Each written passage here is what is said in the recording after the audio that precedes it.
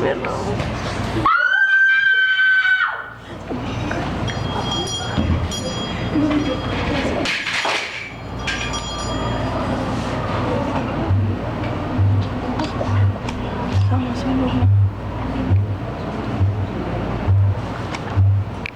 Mistress, your children are parted from exile, and the royal bride happily took the gifts in her hands. There is peace in that quarter for your children. Why do you stand in confusion when the news is good? Why do you turn away your face without gladly accept this word from me? This is not in tune with my message. Have I announced a misfortune that I was not aware of? And been cheated of my hope of being the bearer of good news? You told what you had to tell me. I do not blame you. Why then is your face downcast? Why are you crying? It has to be an old woman. For the gods and I. Yes. I, with full to reasoning, have devised these things. Cheer up! You too will go home to the children's house. I will send others home before that. And happy woman. You're not the only woman to be separated from her children. As humans, we must likely bear misfortunes. I'll do that. But go into the house and prepare for the children what they need for today. Children! Children! You have a city and a home which you have left to my misery. Go dwell forever in pride of the mother. And I will go to another country, a refuge. I cannot delight in you. My own daring has wrecked my life. Dear children, all my care for you has gone to waste. When I endured the hard, useless pangs of childbirth, without you, I live a life of sorrow, agonizing for me. And you, those dear eyes of yours, will never again look at your mother. You have gone away to another life. Oh, why are your eyes staring at mine, children? Why do you smile that very last smile? What will I do? My heart is not in it. When I look at the gleaming eyes of my children, I cannot do it. Goodbye, my plans of before. I shall take my children with me. What is the matter with me? Do I want to be a laughing stock? Letting my enemies go unpunished? Things must be endured. Damn my cowardice! Go into the house, children. Whoever is not permitted to partake of my sacrifice, stay away. I will not let my hand grow slack. Oh, do not, oh my heart, do not do these things. Let them alone, you miserable woman. Spare your children. No, there's no way that I will let my children to be abused by my enemies. They must die.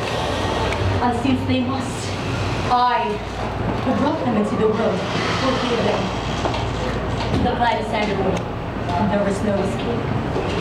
The crown is in her head, dressed in the robes. The royal bride is her own place. I am certain of it. Now, I shall set out alone with this sorrowful woman. I want to speak to my children.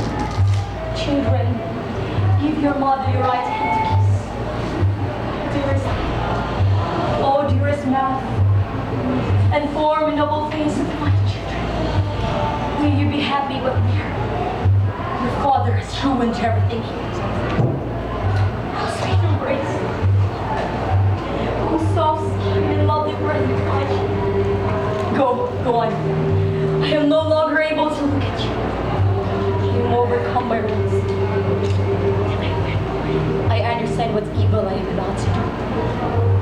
But my rock is even stronger than my thought.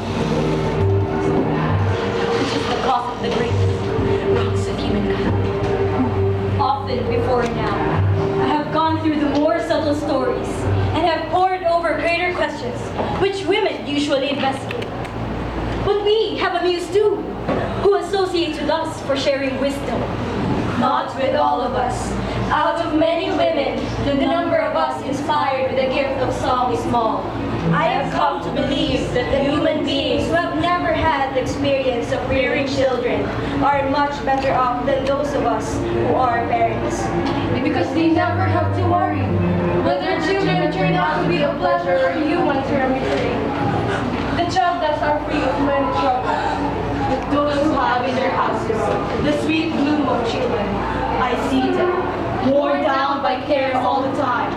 First, how they will bring up their children right, and how they will leave them a livelihood. And worse than this, it remains unclear whether their toil is getting children who will turn out good or bad. But one misfortune, last of all and worst for all humankind, I have to say it. Yes, suppose they have found sufficient living and they have grown up to young adulthood. They have turned out to be good, if fate should have it so. Along comes death, carrying off their children to Hades. How then does it profit, in addition to the other woes that the gods cast upon mortals, to bear this bitterest grief for the sake of children? My friends, I've been waiting for a long time, expecting news of this present day. The messenger comes in city. No, I see one of Jason's servants coming this way. His agitated breathing shows that he brings news of a fresh disaster. Medea, you have perpetrated a terrible criminal act. You must flee. Flee at once. Take charge of your ship, but go. Oh, what is this that happened that I have to take off in this way? The royal princess is dead just now, a victim of your poison. And your father, Crayon, is dead too. That's wonderful news. And you will have my eternal gratitude, and I shall call you my friend. What are you saying? Have you gone mad, woman? You have destroyed the royal household. And you're glad to hear it and have no fear of the consequences. I too have an answer to your words. But my friend, tell your tale. How did he die? You will give me twice as much pleasure if they died in horrible deaths. When your two children came in with their father and went to the bridal chambers, we slaves were glad. From ear to ear, talk spread quickly that you and your husband are planning on your earlier quarrel. And then our mistress, to whom we pay respect now inside of you, before she caught sight of your two children, came in and held her eyes fixed eagerly on Jason. But then she covered up her face and turned away her pale cheek, sickened by the approach of the children. But your husband was trying to assuage the rancor and venom of the young woman by telling her this. Don't be angry at my family. Hold your husband's loved ones as your own. Take these gifts and ask your father to revoke his sentence of exile from your children. I see.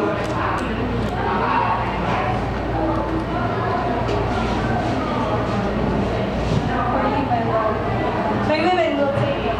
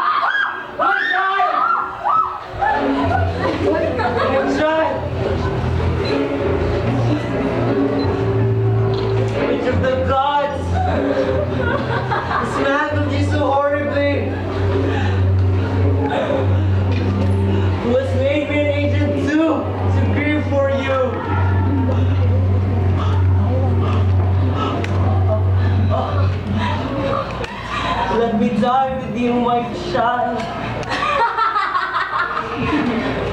They lie there together, child and aged father. A tragedy that makes you want to cry. In my view, your part is beyond my telling. You will know how to escape punishment. And not for the first time, I find our lives, our shadow. The god has inflicted many troubles on Jason today, and he deserves them. Unhappy daughter of Crayon, done to death. How we pity you for your tragedy. All because of your marriage to Jason.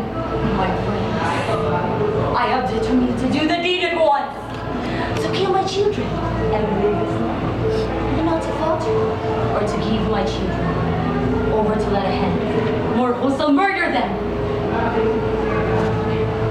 Turn yourself, my heart. We hesitate to do this tragic yet necessary evil.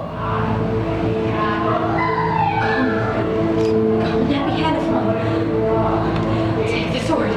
Take it. Do not be a coward. Think of your children. How much you love them. How you gave them birth. On this short day, forget about your children. And once more.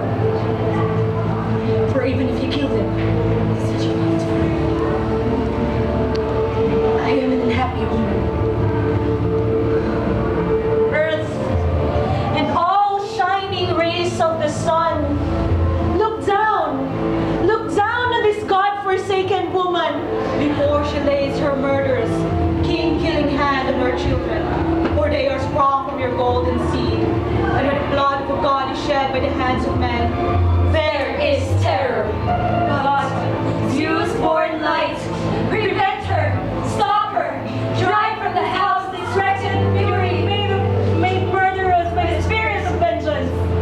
Toil over the young has come to nothing. For nothing you gave birth to your dear children. You, who left the most inhospitable entrance of the dark blue clashing rocks. Wretched one, why does heavy anger of the heart and hateful murder fall upon you?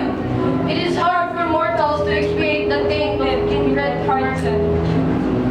Grief comes in tune with the gods, and it falls in the murderers' houses.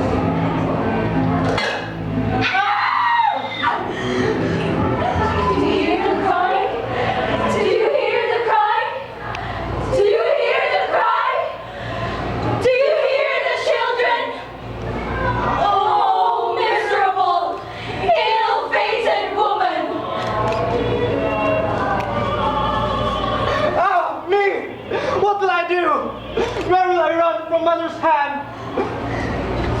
I do not know, dear brother. We are lost. Should I go into the house? It is